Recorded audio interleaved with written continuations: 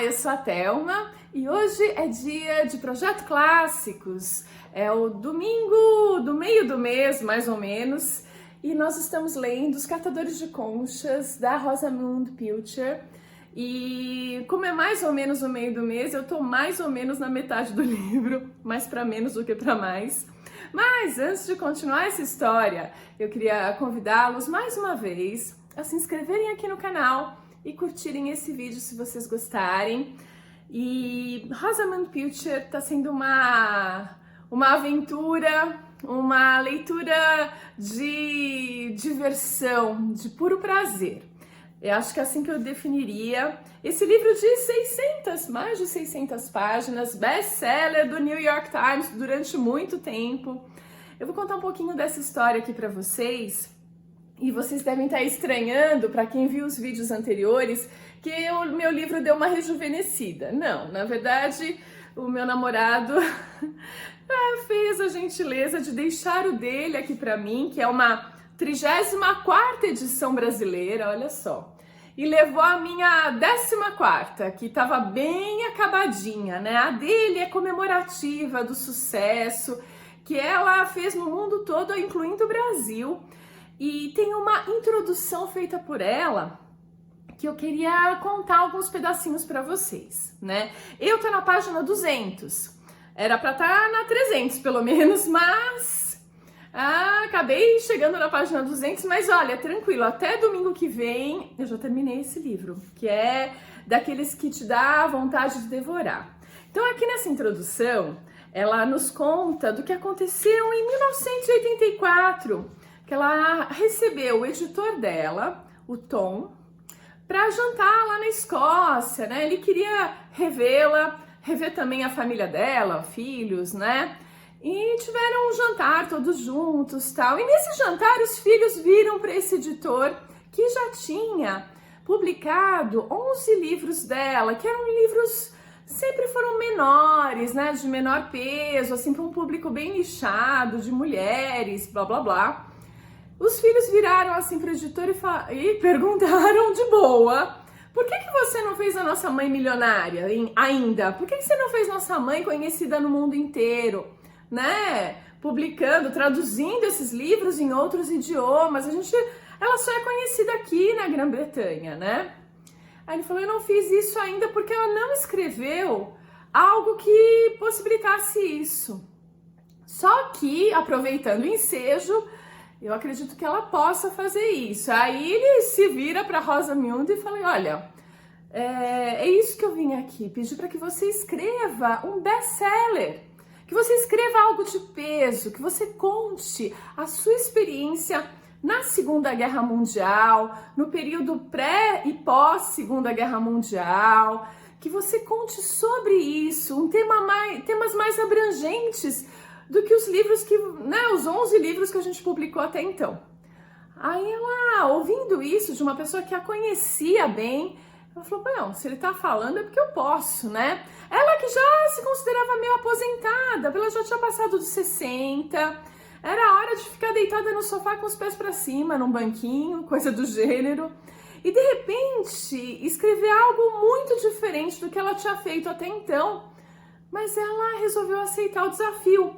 Ela que imaginava já ter esgotado as ideias dela, mas logo ela percebeu que não. Tinham algumas ideias que ela tinha maturado aí durante muito tempo, mas não colocado em prática no livro. São 3 ideias que estão aqui nesse livro.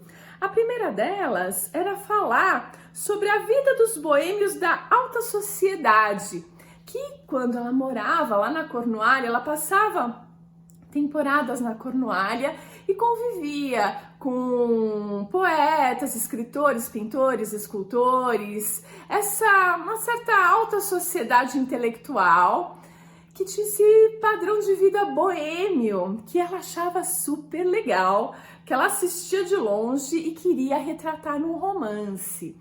Então ela cita aqui alguns exemplos de famílias inglesas que tinham essa característica e ela queria colocar isso no papel. O segundo ponto era falar sobre o efeito desastroso da expectativa de uma herança numa família, a ganância. Ela falou que isso pode acabar com laços entre pais, filhos, irmãos, enfim. Ela também queria colocar esse ingrediente e explorar na história. E a última seria a necessidade de escrever sobre a época que antecedera a Segunda Guerra Mundial. E ela tinha essa vivência prática. Então, esses 3 elementos, ela falou, vou colocar nos catadores de conchas. E foi o que ela fez.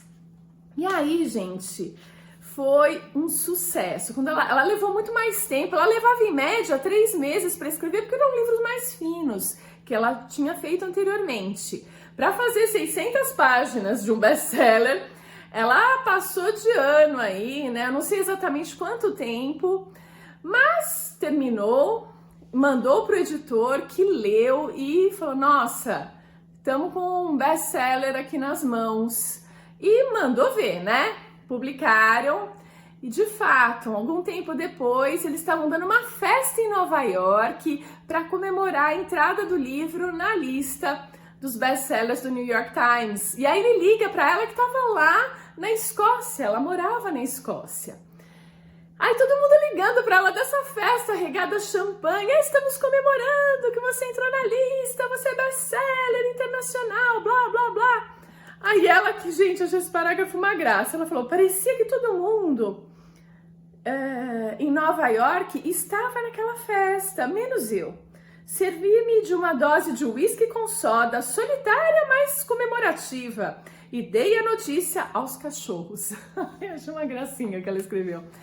Porque ela estava lá na casinha dela na Escócia e descobriu, né, assim, por esses telefonemas, que estava rolando uma festa em homenagem a ela, né? A entrada dela nessa categoria de best-seller que mudou aí no final da vida dela a carreira literária para esse ponto explosivo aí de ser conhecida, ser traduzida em inúmeros idiomas. Enfim, aqui no Brasil, pelo menos chegou até a 34ª edição, talvez tenha ido mais longe. Esse livro tá bem mais conservadinho que o meu. E isso aconteceu em vários países. E essa história, então, é dividida em capítulos. Cada capítulo leva o nome de um personagem, que ali é abordado mais a fundo. E ele vai se relacionando aos demais. E a trama, ela vai ganhando corpo, né? Os Catadores de Conchas é o quadro pintado pelo Laurence Sterne, que é o pai da protagonista, Penélope. Eu tô no capítulo, né, nessa página, quase página 200, é exatamente o capítulo que leva o nome dele, Laurence, e voltou para a época que antecedeu a Segunda Guerra Mundial. E ela dá uma perspectiva nova, sabe, ela conta os detalhes do blackout em Londres, da necessidade de se abrigar famílias nas suas casas como refugiados, e assim vai, ela vai levantando aspectos do desconhecimento, porque a gente hoje ouve falar da Segunda Guerra Mundial e imagina, como é que as pessoas não perceberam, que tá tudo tão óbvio. Óbvio para você que tá lendo, né? Para quem tá vivendo, a situação ela vai se formando e você não entende a magnitude dela ali em tempo real. E nos capítulos aqui que ela tá se dedicando a isso, você vai percebendo isso, né? São poucas as pessoas que entendem a enrascada que tá todo mundo entrando, mas também como sair dela, né? É uma coisa muito interessante que eu nunca tinha lido. Eu já li um pouquinho no Ken Follett, que aborda um pouco do blackout em Londres, né? Gente, blackout a cidade de Londres ficava às escuras completamente por causa dos bombardeios que estavam acontecendo. E isso é uma situação, gente, de um terror tão absurdo. E aqui no livro dela a gente vai tendo essa perspectiva de pessoas normais que passaram por essa guerra.